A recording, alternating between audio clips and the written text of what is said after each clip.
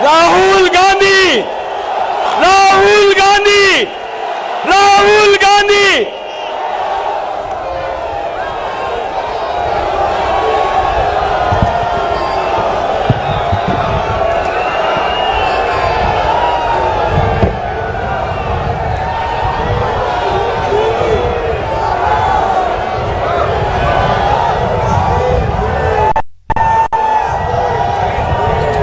खारगे जी, केसी वेणुगोपाल जी, शक्ति सिंह जी, उदयबान जी, भूपिंदर हुड्डा जी, कुमारी सैलजा जी, रणदीप सुरजेवाला जी, दीपेंद्र हुड्डा जी, Digvijay Singh ji, DK Shiv Kumar ji, Narayan Swami ji, stage पे Congress party के सब वरिष्ठ नेता, हमारे प्यारे कार्यकर्ता,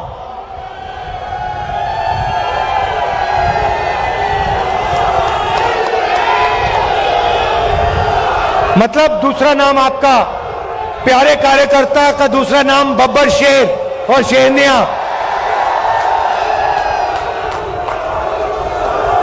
प्रेस के हमारे मित्रों,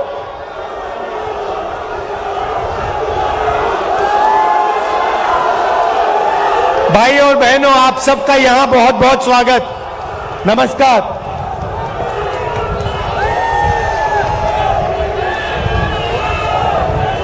अब 112 दिन हो गए कि यात्रा कन्याकुमारी से शुरू हुई और आज यहां पानीपत में ऐतिहासिक हिस्टोरिकल जगह में आज हम यहां सुबह चले हैं। आपने इतना प्यार दिया, बहुत जबरदस्त स्वागत किया आपने, और आप हजारों लोग हमारे साथ चले, इसके लिए मैं आपको दिल से धन्यवाद करना चाहता हूं।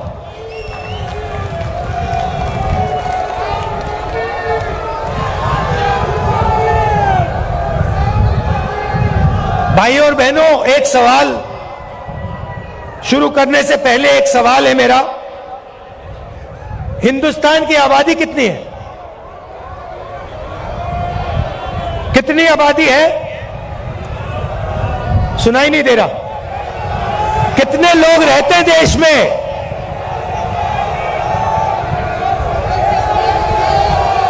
कितने?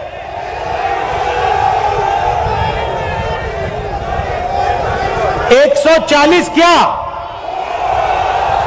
140 करोड़। अच्छा एक बात बताइए, ये स्टेज पे कितने लोग बैठे हैं? 100, तकरीबन 100 लोग हैं ना। अब मैं आपको थोड़ा सा देश की जो आर्थिक स्थिति है उसके बारे में बताना चाहता हूं। देश की आबादी 140 करोड़ रुपए, 140 करोड़ लोग, ठीक है? पहला नंबर याद रखिए, 140 करोड़। अच्छी तरह सुनो। अब दूसरा नंबर याद रखिए, 100। अब मजे की बात सुनिए, हिंदुस्तान में, नहीं शांत हो जाइए क्योंकि मैं गहरी बात बोल रहा हूं। देखिए स्टेज पे 100 लोग, देश में 140 करोड़ लोग। आज के हिंदुस्तान में जितना धन आधे हिंदुस्तान के हाथ में है, उतना धन हिंदुस्तान के सबसे अमीर 100 लोगों के हाथ में है।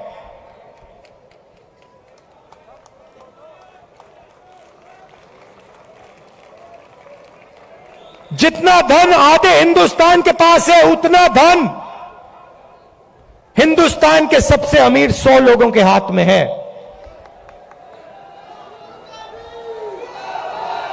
क्या यह आपको सही लगता है?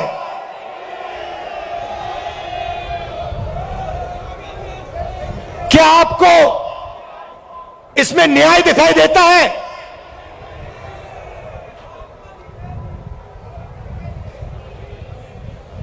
दूसरा आंकड़ा देता हूं। हिंदुस्तान की अगर आप सारी की सारी कंपनियों का मुनाफा देखें, सारी की सारी कॉरपोरेट कंपनियों का मुनाफा देखें, तो 90% मुनाफा सिर्फ 20 कंपनियों के हाथ में है।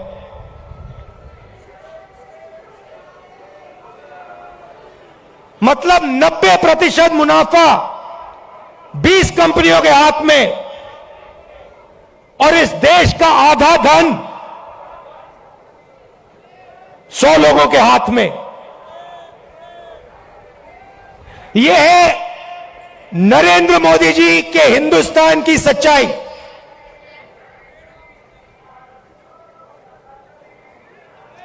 दो हिंदुस्तान बन गए हैं। एक किसान, मजदूर, छोटे दुकानदार, बेरोजगार युवा, इनका, इसमें करोड़ों लोग रहते हैं।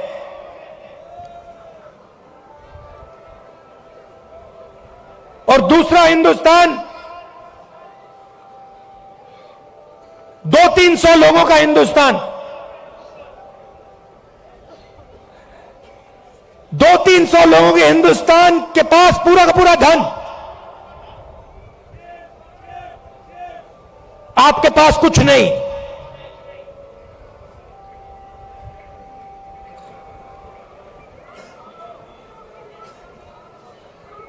आपके पास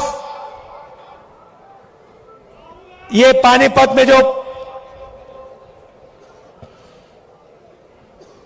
हवा है, जिसमें आप सांस नहीं ले सकते, वो है आपके पास।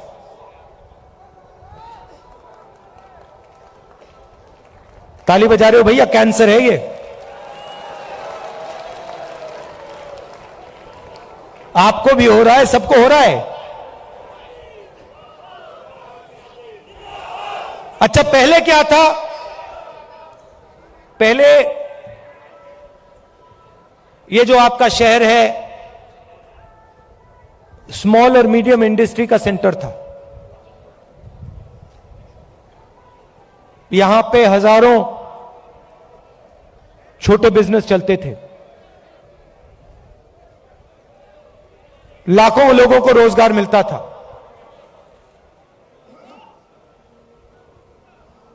और फिर नरेंद्र मोदी जी ने नोटबंदी की, गलत जीएसटी लागू की,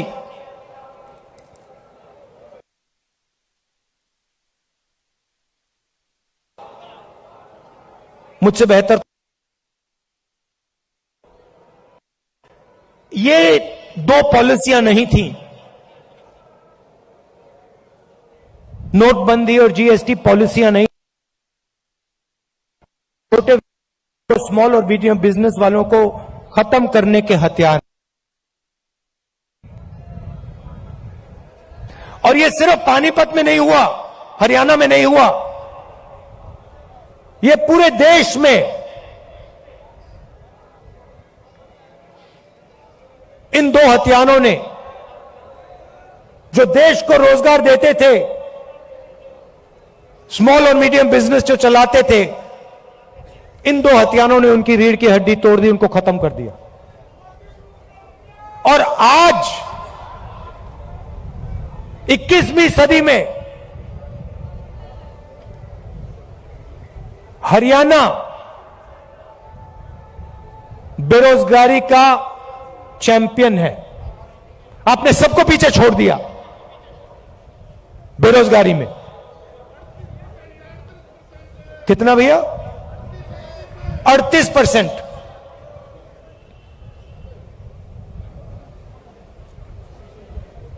खुशी की बात नहीं,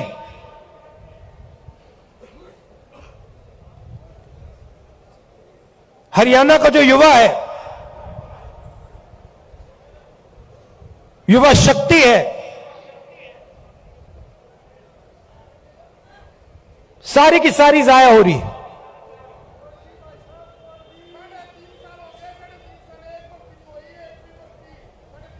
अच्छा भैया, 3.5 साल हो गई, एक भर्ती नहीं हुई। मुझे पहले अग्निवीर के बारे में बताओ। ये अग्निवीर योजना मुझे पहले समझा दो, ये है क्या?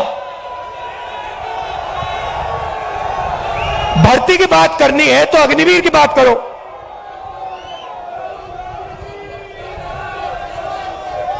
ये कहते हैं, पहले कहते हैं हम देशभक्त हैं,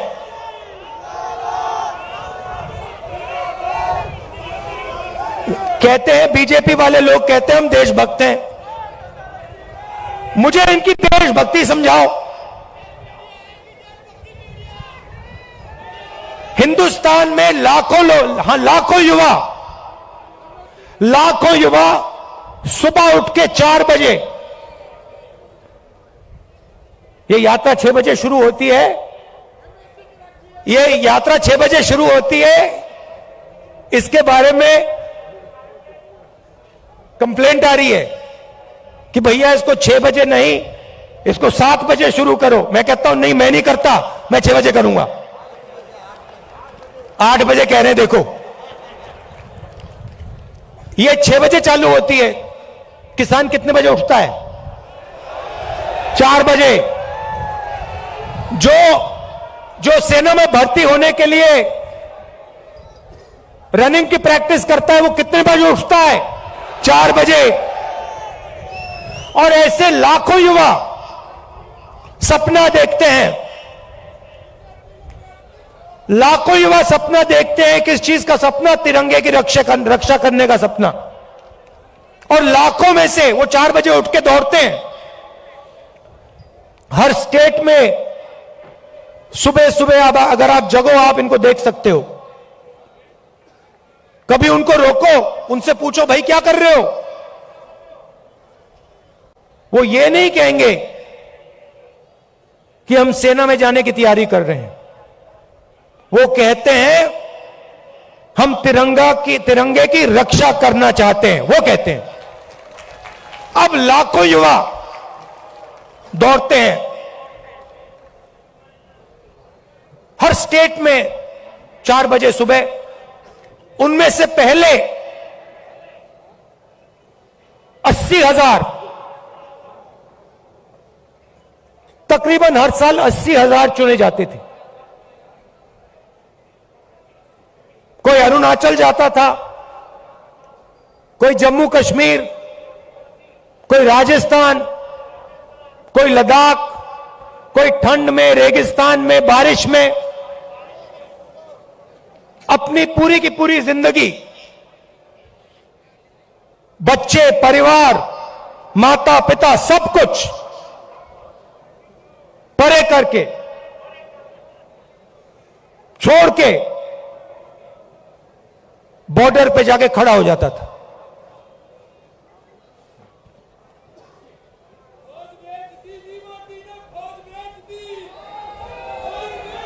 नहीं, सुनो, बात सुनो। वो बॉर्डर पे खड़े होते थे, वहां पे तूफान आ जाए, बर्फ गिर जाए, गोली लग जाए, बम फट जाए, कुछ नहीं।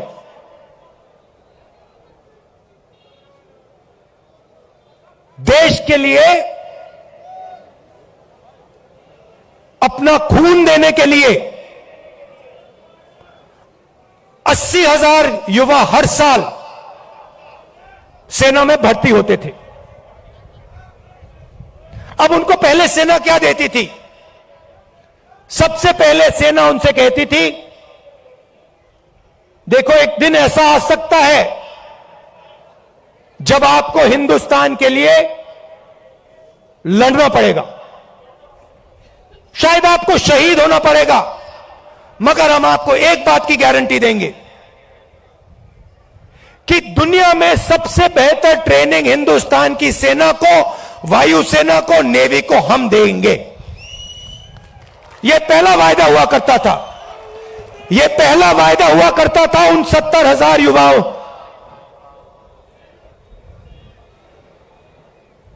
आर्मी कहती थी, हिंदुस्तान की सरकार कहती थी, तुम्हें हम बिना ट्रेनिंग दुश्मन के सामने कभी नहीं खड़ा होने देंगे, क्योंकि हम तुमसे प्यार करते हैं, हम तुम्हारा आदर करते हैं, हम तुम्हारे खून की रक्षा करना चाहते हैं। बिना ट्रेनिंग हम आपको कभी नहीं भेजेंगे, मर जाएंगे मगर नहीं भेजेंगे। पहला वायदा। दूसरा वायदा, 15 साल आपको सर्विस मिलेगी, 15 साल आपको सर्विस मिलेगी। अगर आपको इतनी सी भी चोट लगी, इतनी सी चोट लगी उंगली पे, हम आपकी रक्षा करेंगे। जो भी आपको चाहिए हम आपको दे देंगे। यह था दूसरा वायदा। तीसरा वायदा, आपने इस देश के लिए अपना पूरी जिंदगी दे दी, पूरी की पूरी आपने जिंदगी दी। आपने अपने बच्चे दे दिए, माता पिता दे दिए, परिवार दे दिया, अपने सारे के सारे सपने दे दिए इस तिरंगे को रक्षा करने के लिए। ठीक है, हम आपको पेंशन देंगे। और जब आप गांव में वापस जाओगे, जब आप गांव में वापस जाओगे, तो हम आपको एक्स सर्विसमैन का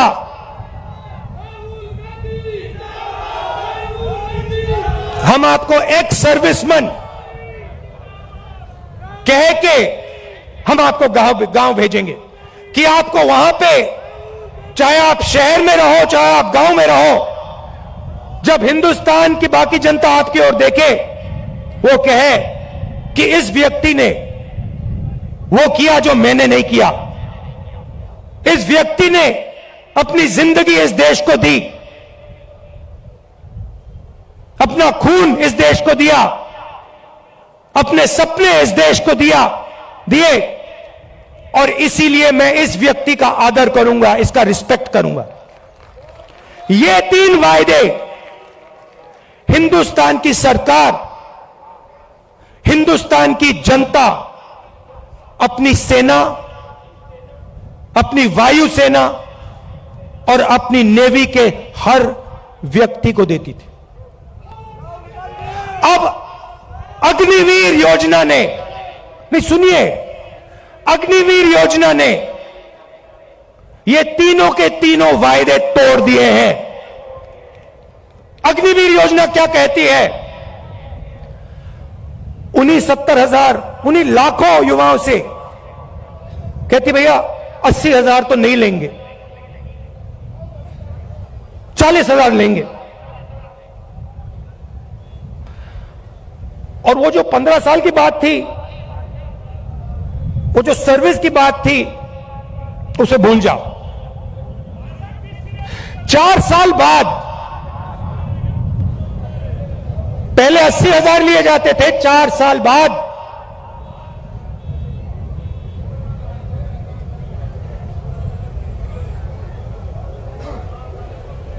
4 साल बाद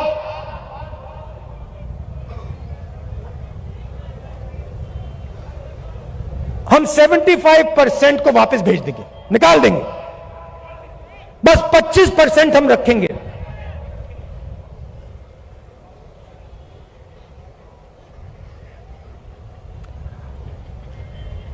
%25 को हम रखेंगे, बाकी को हम छोड़ देंगे। आप लोग जाइए,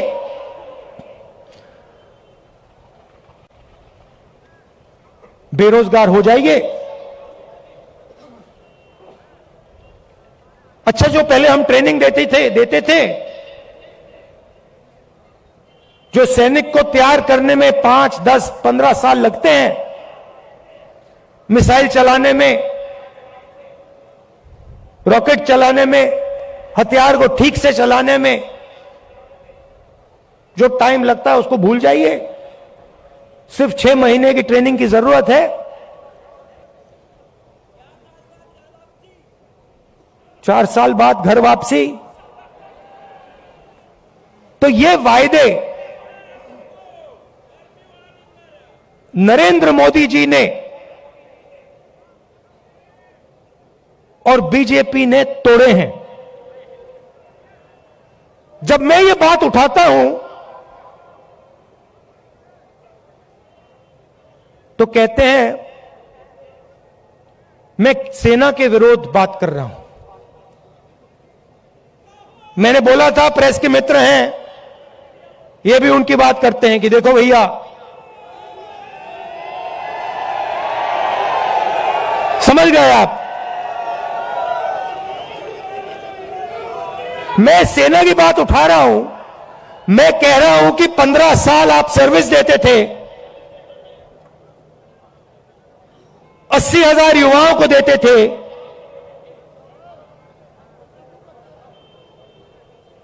पेंशन देते थे, अब नहीं दोगे।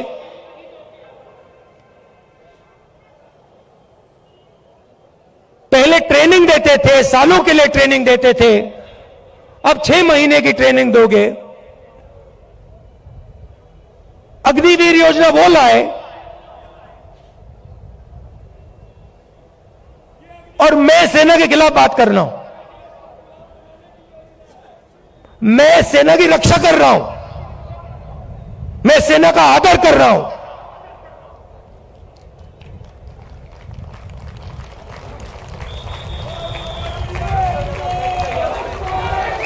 और भाई और बहनों, एक और बात, जब वो युवा सड़क पे दौड़ते हैं, लाखों दौड़े, जब उन्होंने सरकार से कहा, सरकार से कि भैया ये अग्निवीर योजना हमें अच्छी नहीं लगी, हम आर्मी में देश की रक्षा करना चाहते हैं, तो फिर सरकार ने क्या किया आप जानते हो? सरकार ने कहा कि इनके अगर चेहरे कैमरा पे आ गए, जो धरना दे रहे थे, अगर इनके चेहरे कैमरा पे आ गए तो इनको कोई सरकारी नौकरी नहीं मिलेगी। और धमकाया उनको कि बाहर मत आओ, अग्निवीर के बारे में सच्चाई मत बोलो, नहीं तो तुम्हें सरकारी रोजगार नहीं मिलेगा। मैं चला हूं, 3000 किलोमीटर चला हूं, वो सारे के सारे युवा मुझसे मिल रहे हैं, सारे के सारे कह रहे हैं कि हमारा सपना तोड़ दिया, हमारा भविष्य बर्बाद कर दिया। छुपाई नहीं जा सकती बात। हरियाणा 10%, सेना को 10% हरियाणा लोग देते हैं, आप देते हो। हरियाणा का हर युवा जानता है, अग्निवीर का मतलब हर युवा जानता है, हर सैनिक जानता है।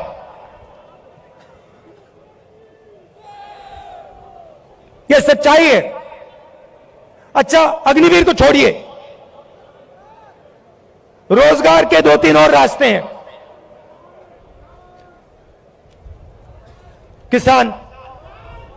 किसान के लिए अग्निवीर योजना, वो 3 काले कानून थे।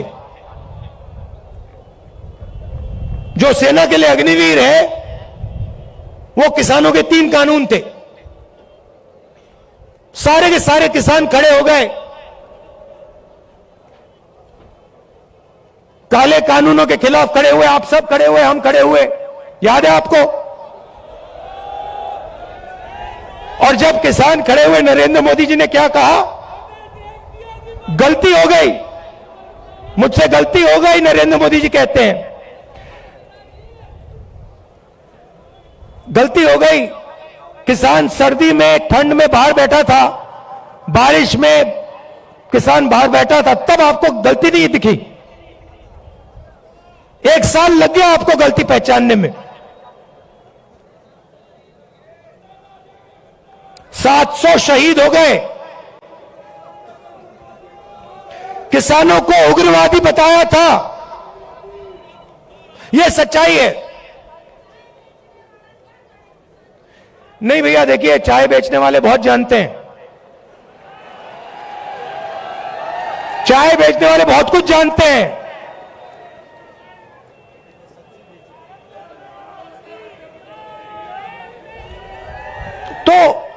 तो देखिए, फिर कहते हैं, बीजेपी वाले लोग कहते हैं, मैं आपको बताता हूं, देखिए, बीजेपी वाले लोग कहते हैं कि देखिए, ये जो यात्रा है इसका क्या फायदा है। ये यात्रा कन्याकुमारी से कश्मीर क्यों चला जा रहा है।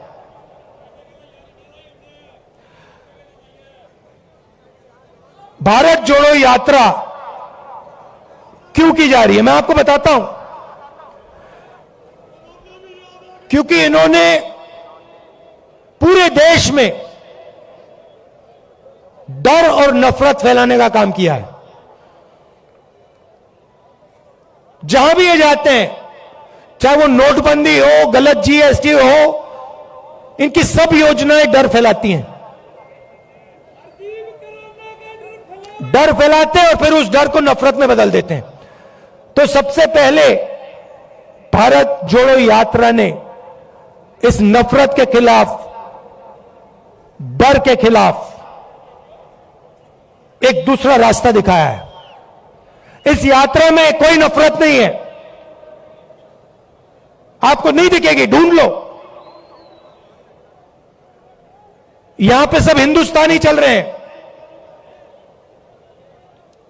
हिंदू, मुस्लिम, सिख, ईसाई, सब, हर जात के लोग, हर धर्म के लोग, हर भाषा बोलने वाले लोग एक साथ चल रहे हैं, प्यार से चल रहे हैं, मोहब्बत से चल रहे हैं। कोई गलत बात नहीं बोल रहा है। कोई गिरता है तो कोई सवाल नहीं पूछता, भैया तुम्हारा धर्म क्या है, तुम्हारी जात क्या है, ना, एकदम उठा देते हैं, मदद करते हैं। सारे रास्ते में, हर स्टेट में जब हमारे लोगों को चोट लगती है, कोई ना कोई उनकी मदद करता है। आम जनता खाना देती है, पानी देती है, मदद करती है। ऐसा हिंदुस्तान हमें चाहिए। मैंने बोला, उन्होंने पूछा क्या कर रहे हो। आपके नफरत के बाजार में मोहब्बत की दुकान खोल रहा हूं।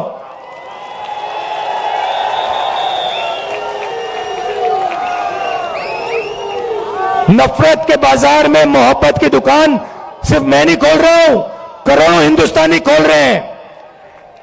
आप लोग खोल रहे हो। ये देखो, मैं टी शर्ट पहना हूं, ये तो शर्ट भी नहीं पहने।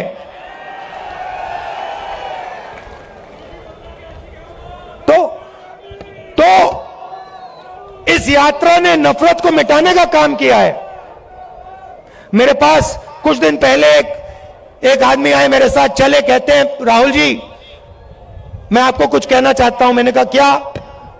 कहता है मेरे भाई के साथ मेरी लड़ाई थी, सालों उससे मैंने बात नहीं की। आपकी यात्रा आई, मैंने कहा क्यों ना मैं अपने भाई से बात करूं। और मैंने अपने भाई को फोन लगाया और मैंने कहा भाई अब मैं तुमसे लड़ना नहीं चाहता हूं, मैं तुमसे लड़ना नहीं चाहता हूं, चाहे कुछ भी हो जाए मैं तुमसे लड़ना नहीं चाहता हूं। और उसके भाई ने उसे कहा मैं भी तुमसे नहीं लड़ना चाहता हूं। जाके वो गले मिल गए। और ये पूरी यात्रा में हो रहा है।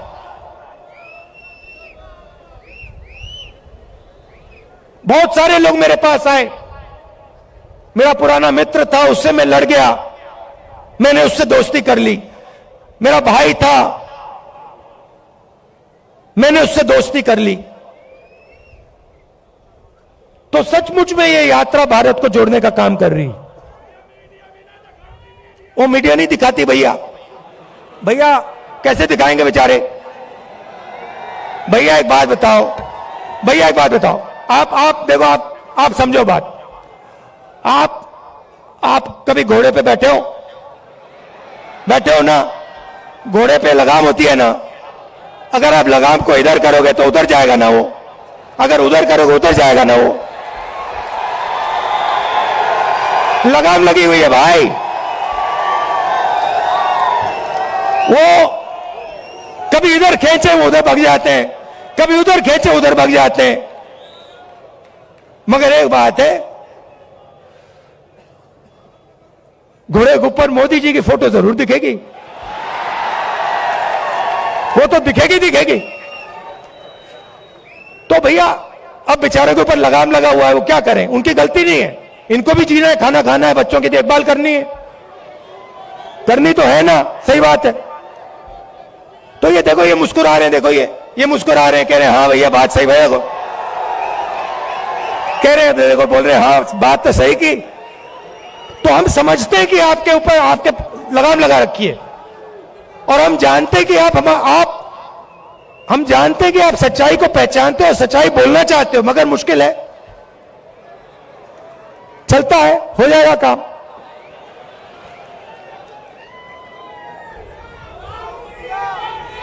तो दूसरी बात, भारत जोड़ो यात्रा का दो और लक्ष्य है। एक, नफरत के खिलाफ खड़ा होना, एक हिंदुस्तानी को दूसरे हिंदुस्तानी से जोड़ने का काम, मोहब्बत फैलाने का काम, यह यात्रा का लक्ष्य है। दूसरा लक्ष्य, जो देश में बेरोजगारी फैल रही है उसके खिलाफ खड़ा होने का है। और आखिरी बात, जो महंगाई है, जो आप सबको लगती है, चुभती है। पहले 400 रुपए का सिलेंडर होता था, आज 1100। पहले 60 रुपए का पेट्रोल, आज 100 रुपए का पेट्रोल। तो उसके खिलाफ खड़े होने की यात्रा है। और अंत में, जो हिंदुस्तान की आर्थिक स्थिति है, जो मैंने पहले बात बोली, 100-200 लोगों के पास हिंदुस्तान का 50-60% धन, और किसान, मजदूर, छोटे व्यापारियों के पास कुछ नहीं। ऐसा हिंदुस्तान हम नहीं चाहते हैं।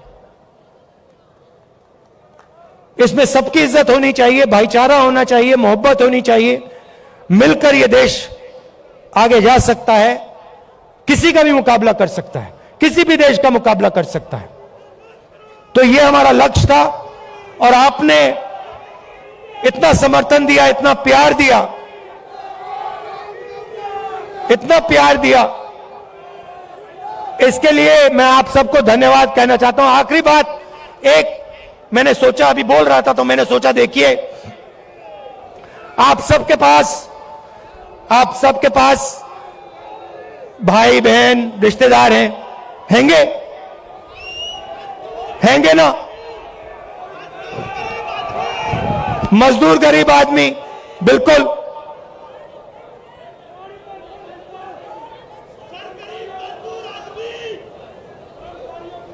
उस गरीब मजदूर आदमी के बारे में, उसके बारे में बोलूं, न्याय योजना का नाम सुना आपने? 2019 में हम एक योजना लाना चाहते थे, न्याय योजना। हर गरीब व्यक्ति के बैंक अकाउंट में 72,000 रुपए साल के सीधा बैंक अकाउंट में, गरीब मजदूरों के बैंक अकाउंट में, गरीब किसानों के बैंक अकाउंट में, सबके बैंक अकाउंट में।